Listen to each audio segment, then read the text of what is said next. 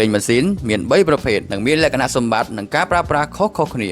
នៅពេលដែលយកយានយន្តទៅធ្វើការផ្លាស់ប្ដូរប្រេងម៉ាស៊ីនរដងតើលោកអ្នកមានដឹងថាប្រេងម៉ាស៊ីនមានប៉ុន្មានប្រភេទដែរឬទេជាទូទៅប្រេងម៉ាស៊ីនមាន3ប្រភេទធំៗដែលនីមួយៗមានលក្ខណៈសម្បត្តិនិងការប្រើប្រាស់ខុសៗគ្នា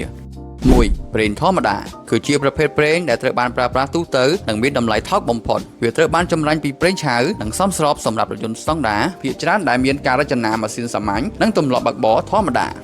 2ប្រេងសំយោគគឺជាប្រេងដែលមានគុណភាពខ្ពស់ផលិតចេញពីសារធាតុចម្រាញ់ពិសេសវាដំណើរការបានល្អប្រសើរទាំងក្នុងសីតុណ្ហភាពទាបនិងខ្ពស់ផ្ដល់នូវការរំអិលល្អជាងនិងប្រើប្រាស់បានយូរជាងប្រេងធម្មតាវាត្រូវបានតម្រូវឲ្យប្រើសម្រាប់ម៉ាស៊ីនដែលមានសមត្ថភាពខ្ពស់ដូចជាម៉ាស៊ីន Turbo និងរថយន្តដែលដំណើរការក្នុងលក្ខខណ្ឌធ្ងន់ធ្ងរ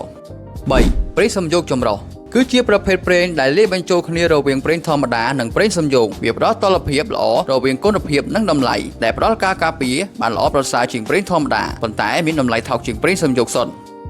លោកអ្នកអាចអញ្ជើញមកទទួលសេវាកម្មប្តូរប្រេងម៉ាស៊ីននៅគ្រប់សាខាទាំងអស់របស់ Namaste